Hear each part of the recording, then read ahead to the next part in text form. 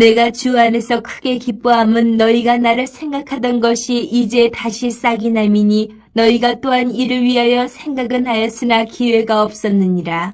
내가 궁핍함으로 말하는 것이 아니니라.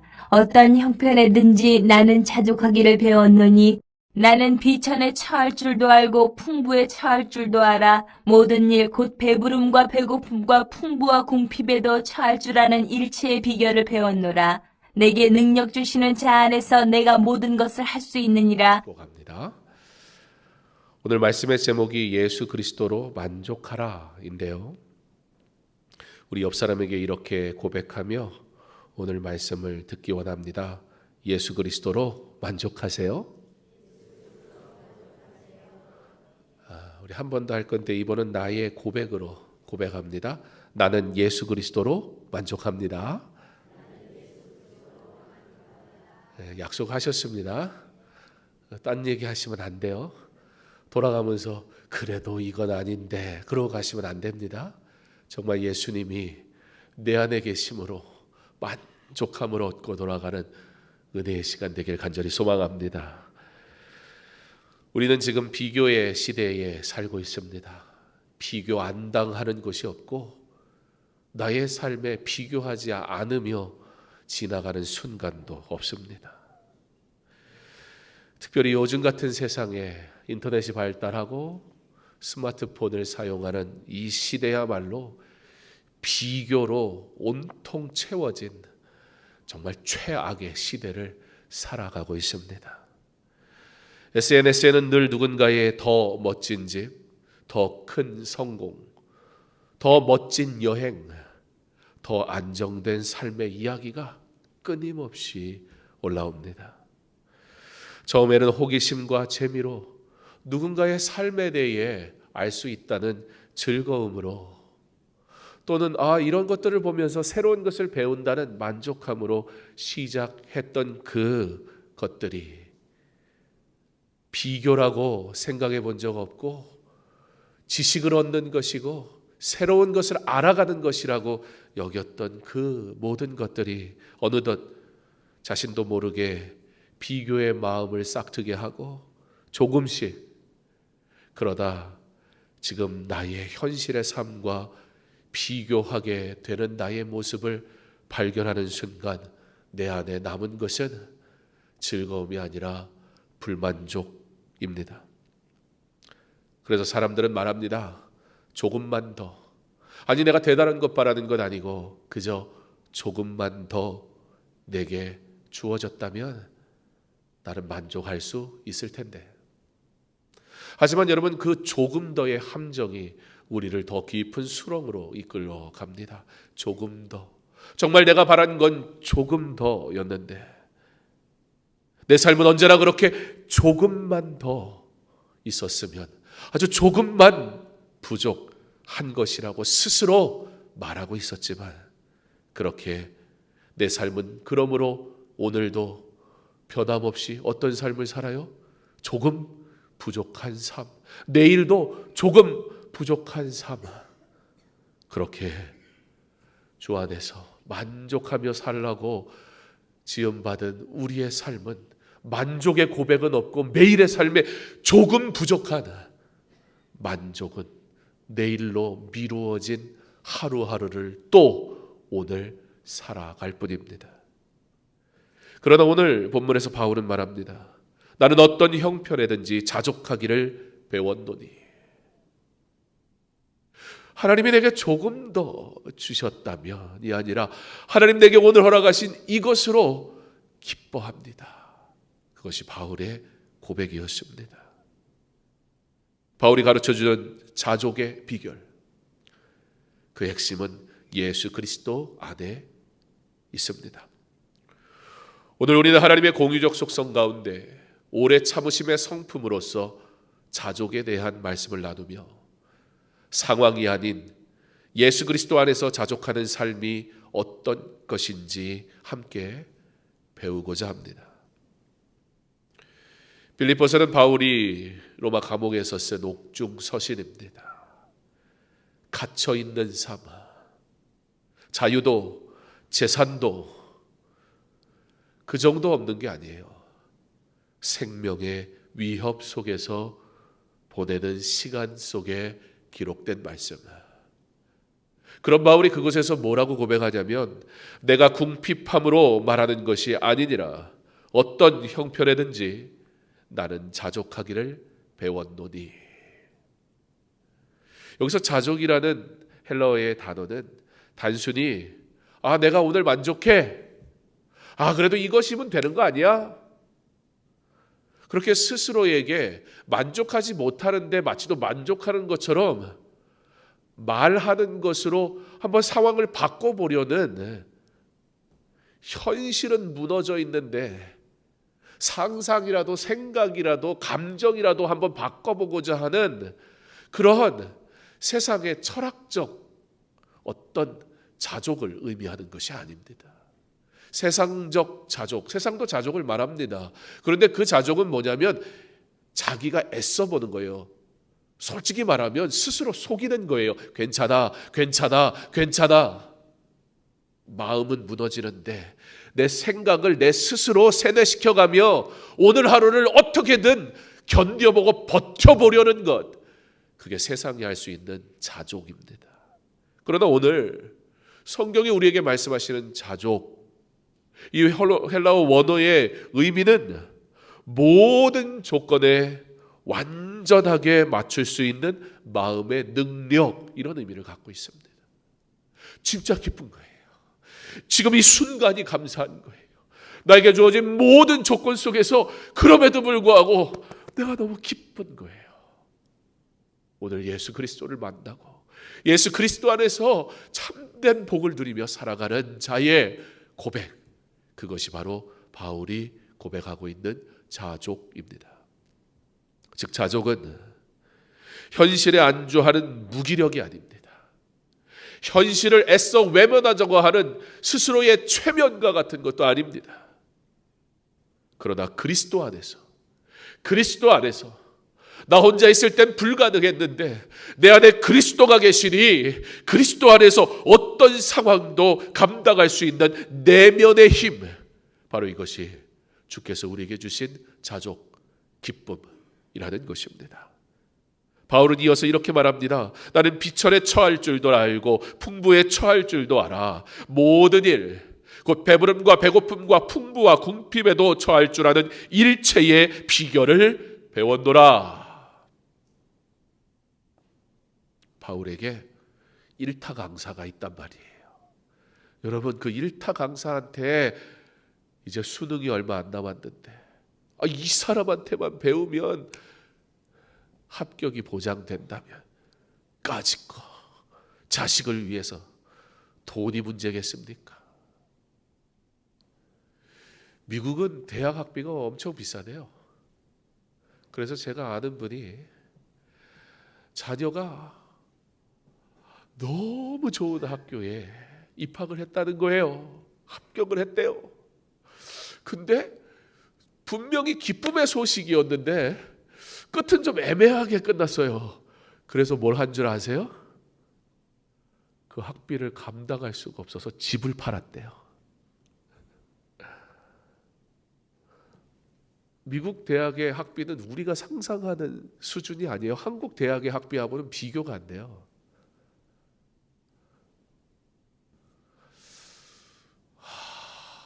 이야, 감사하다. 하나님이 내게 집을 안 주셔서. 저도 하나님이 집을 주셨으면, 물질 주셨으면 우리 애들 막 좋은 악기 사주고. 제가 늘 미안하거든요. 우리 셋째는 대학 시험 보는데 자기 악기가 없었어요. 말도 안 되는. 어떤 사람이 그러더라고요. 왜 음악을 시키냐고. 몰라요. 저도 음악 안 시키고 싶은데 자기들이 꾸역꾸역 하겠다니까. 방법이 없잖아요. 제가 저희 아이들 악기를 아무한테도 안 알려줘요. 얼마짜리인지. 근데 사실 알려주긴 해야 돼요. 왜냐하면 그 아이들의 대학 입학은 기적이거든요. 그런 악기로 시험 보면 안 돼요. 무슨 장난감도 아니고. 그런 악기 들고 가서 시험 보는 애들이 없어요. 활 하나 1,000만 원, 2,000만 원짜리 들고 와가지고 시험 보는데, 제가 하나만 알려드릴까요? 우리 서영이 활이 15만 원짜리였는데 우리 아영이가 걔가 너무 불쌍해서 자기가 아르바이트 해가지고 30만 원짜리를 사줬잖아요. 그걸로 입시 봤어요.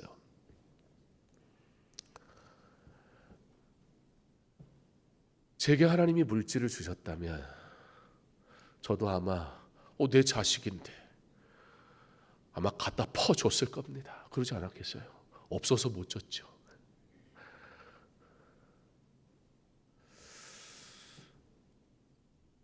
우리의 삶에 기쁨의 이야기를 하는데 분명히 좋은 대학에 합격했다라는 성공과 성취의 이야기를 분명히 했는데, 그래서 빈털터리가 됐다라는 결론으로 끝나는 이 이야기를 어떻게 반응을 해야 할지, 대학을 보내야 돼서 집을 팔았대요. 이걸 뭐라고 축하한다고 그래야 돼요? 뭐라고 해야 되는 거예요 이거? 근데 그래도 한번 성공해 보겠다고, 그래도 한번 잘 살아보겠다고, 그래도 남들 보기에 자랑할 만한 인생 한번 만들어 보겠다고 있는 거 없는 거 다 쏟아부으며 스스로 그렇게 위로해요. 그래, 내게 돈은 없어도 내 자녀의 성공은 있으니까, 그렇게 막 스스로를 위로하고. 여러분, 이거 만족입니까?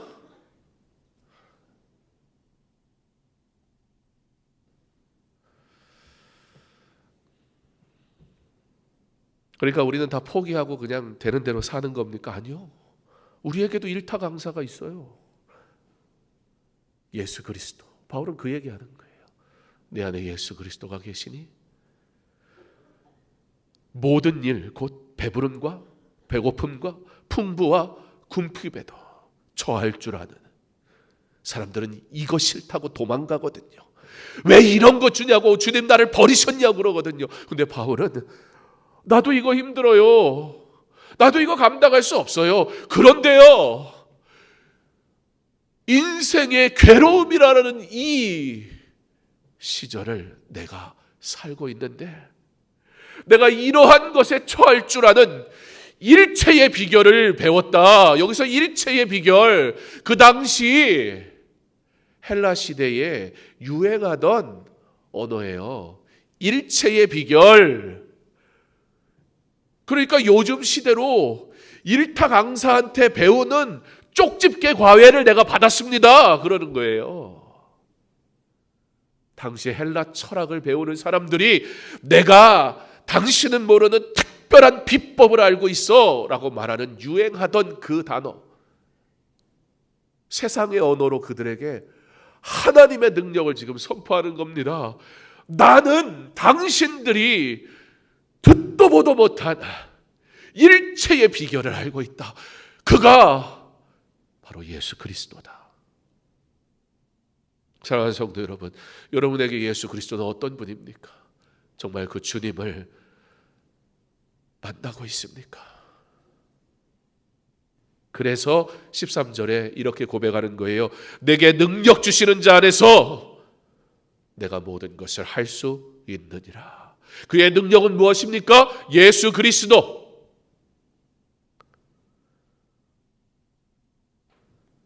바울이 자족할 수 있었던 이유는 그의 삶이 예수 그리스도 안에 있었기 때문입니다. 그는 다메섹 도상에서 주님을 만나고 자신이 그토록 자랑하던 모든 것, 바로 히브리인 중에 히브리라는 출생과 혈통, 율법으로는 바리새인이라 말할 수 있는 자칭 하나님을 위한 열심이 특심인 사람, 외적인 규례 준수에서 흠잡을 데 없는 생활을 하는 행위적 의로움으로 충만한 생활, 당신 모두가 부러워하는 로마 시민권을 가졌던 사람, 즉 당시 유대 사회에서 최고의 종교적, 사회적 스펙을 갖춘 인물이었던 바울은 그리스도가 삶의 중심이 되었을 때 이 모든 것을 배설물로 여기게 되었습니다. 예수님 한 분만으로 모든 것을 얻게 되었기에 자족은 그에게 당연한 결과였습니다. 자족은 그리스도 안에 거하는 자가 맺는 성품의 열매입니다. 그리스도의 사랑을 아는 자, 하나님의 주권을 신뢰하는 자는 어떤 상황 속에서도 감사하고 만족하며 흔들리지 않습니다. 하지만 이 시대는 우리에게 그 자족과 만족을 잃어버리게 만듭니다. 어떻게요? 비교하게 해서. 심지어 신앙생활도 비교하고 있지 않습니까? 교회 와서 누군가가 받은 은혜를 비교하며 불평하고 있지 않습니까? 우리 오늘의 현실은 자족이 아니라 불만족으로 가득 채워져 있습니다. 그래서 우리는 자주 비교하고 불평합니다. SNS, 경쟁사회, 물질주의 속에서 내게 주신 것으로 충분하다고 말하기가 쉽지가 않습니다. 그러나 믿음의 성도는 이런 고백을 합니다. 나는 늘 남의 인생이 더 좋아 보였습니다. 하지만 예배를 드리는 어느 날, 예배를 통해 누리는 감격과 감사와 평안을 통해 비로소 깨달았습니다. 내가 누리는 이 평안은 세상 그 무엇으로도 얻을 수 없는 것이라는 것을. 그때부터 내 삶이, 나의 예배가, 나의 기도가 달라지고 감사가 생기기 시작했습니다. 사랑하는 성도 여러분, 자족을 방해하는 가장 큰 적은 하나님보다 세상을 바라보는 눈입니다. 불만은 하나님의 섭리와 주권을 신뢰하지 못할 때 생깁니다. 사탄이 이걸 누구보다 잘 알고 있습니다. 그래서 여러분으로 오늘로 또 SNS를 넘겨가며 누군가의 삐까뻔쩍한 생활 속지 마세요. 예쁜 뭐 딱 얹어놓고 사진 딱 찍고, 근데 그 사진에 들어오지 않은 그 주변에 지저분함이 있다는 걸 봐야 돼요. 여러분, 그 사진 찍으려고 막 다 처박아 놓고 그냥 그걸 이렇게 찍어야 되는데 이렇게 해서 착, 왜 그딴 거에 내 마음을 뺏겨서 하나님 어떻게 나한테. 여러분, 진짜 하나님 너무 속상하시겠죠. 우리 때문에 진짜 막 사람이었으면 100만 번 죽었을 것 같아요. 속 터져서. 자족을 방해하는 가장 큰 적, 하나님보다 세상을 바라보는 눈, 하나님의 섭리와 주권을 신뢰하지 못하게 만드는 눈. 자족은 내가 누구이고 누구에게 속했는지를 분명히 아는 데서부터 시작하게 됩니다. 오늘 내게 무엇이 없어서가 아닙니다. 오늘 주와 동행하지 않는 삶은 모든 것을 가졌어도 괴롭습니다. 바울은 말합니다. 나는 자족하기를 배웠노라. 자족은 하루아침에 생기는 것이 아닙니다. 그러나 믿음의 훈련을 통해 배워야 하는 성품입니다. 자족은 기도 중에 배웁니다. 말씀 앞에서 배웁니다. 작은 감사에서 시작하여 점점 더 깊은 만족의 사람으로 자라갑니다. 하나님이 이 정도면 충분합니다. 이렇게 고백할 수 있을 때 그 사람은 세상의 기준이 아닌 하나님의 기준에 따라 살아가는 자입니다. 사랑하는 성도 여러분, 오늘 우리는 바울의 고백을 통해 예수 그리스도로 만족하는 삶의 아름다움을 보았습니다. 자족은 불만족의 시대 속에서 빛나는 성품입니다. 그리스도인은 이 땅에 살면서 아름답게 빛나도록 부름받은 자들입니다. 다른 사람과 비교하지 않고 세상의 유혹에 흔들리지 않고 하나님만을 바라보는 힘, 바로 그것이 하나님의 공유적 속성, 우리에게 허락하신 성품, 바로 자족입니다. 2011년 카이스트 사태라는 것이 있었습니다. 카이스트 구성원 총 11명이 자살을 한 것입니다. 학부생도 있었고 대학원생도 있었고 그 중에는 교수도 있었습니다. 어떻게 이런 일들이 일어났는가? 가장 엘리트라고 불리는 집단에 모인 그 그룹에서 어떻게 원망과 낙심과 불평과 괴로움이 가져다주는 자살이라는 것이 벌어질 수 있었을까? 이 지식인들이 용납할 수가 없었어요. 그런데 조사한 결과 원인은 비교와 경쟁을 통한 상벌 제도였습니다. 카이스트에 입학한 학생들이라면 다들 본인들이 다니던 고등학교에서 전교 1, 2등 하던 학생들이었을 겁니다. 무슨 얘기입니까? 밑에를 본 적이 없어요. 모두 다 우러러보는 삶을 살았습니다. 만족해야 되지 않습니까? 그러면 문제는 이제 그 똑똑한 학생들이 다 똑똑하다고 자부하는 이들이 한 학교에 모였다는 데서부터 문제가 시작됐습니다. 그곳에서도 동일하게 성적이 매겨지고 순위가 정해져야 했기 때문입니다. 여러분, 거기서 꼴찌했다고 점수가 저 밑바닥이겠어요? 그러지 않았을 거예요. 꽤 괜찮은 점수 받았을 거예요. 근데 문제는 거기서 순위를 정한단 말이죠. 비교한단 말이지요. 네가 졌어, 네가 이겼어, 네가 더 똑똑해, 너는 덜 똑똑해.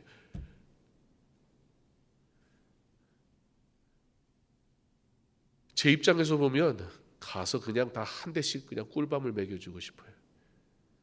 가진 것이 얼마나 많은지 모른 채 거기에서 꼴찌했다고, 세상으로 나와보면 자기보다 밑에 있는 사람이 수만 명, 수천 명, 수백만 명, 수억 명일 텐데 평생 받아보지 못한, 경험해보지 못한 등수를 받아야 한다는 게 그들에겐 괴로움이었습니다. 평생 상위권에서 주목을 받던 그들 중 어떤 이들은 순위에서 밀리고 하위권의 성적을 받게 됐을 때 그 충격에 자살이라는 선택을 하게 됩니다. 자족하지 못하는 인생은 높은 곳에 올려놔줘도 오늘 조금만 더 나에게 주시면 좋을 텐데, 이러고 만족하며 살도록 부르신 삶에 불만족을 가득 채워 또 그렇게 원망하며 살아갈 것입니다. 세상의 가치를 따라 사는 인생은 눈에 보이는 것과 현실의 문제 앞에서 자신을 비교하며 낙심합니다. 이것은 하나님의 형상을 따라 지음받은 성도에게 허락하신 성품이 결코 아닙니다. 사랑하는 성도 여러분, 우리의 만족은 세상의 조건에서 오는 것이 아니라 변치 않는 예수 그리스도의 안에서 오는 것을 믿으시기 바랍니다. 비교와 불만이 가득한 이 시대 속에서 오늘 주님 앞에 이렇게 고백하기 원합니다. 저를 한번 따라해 보세요. 주님, 지금 제게 주신 것만으로도 충분합니다. 예수님 한 분이면 됩니다. 이 고백이 우리의 하루를 바꾸고 우리의 인생을 바꾸며 영원한 소망 가운데 즐거이 살아가게 할 것입니다. 혹시 여전히 마음 한켠에 불만이 남아있다면 그 자리에 감사와 찬양을 심어보십시오. 그리고 바울처럼 믿음으로 선포하십시오. 내게 능력 주시는 자 안에서 내가 모든 것을 할 수 있느니라. 뭐가 없으니까 달라는 얘기가 아니에요. 이 말씀은 이미 내게 그리스도가 계시니 내가 모든 것 할 수 있습니다란 믿음의 고백입니다. 이 믿음의 고백이 오늘부터 여러분의 삶에 살아 움직이는 능력이 되게 하시기를, 이 능력으로 오늘을 만족하며 하나님께 영광 돌리는 믿음의 삶을 사는 저와 여러분 될 수 있기를 주님의 이름으로 축원합니다.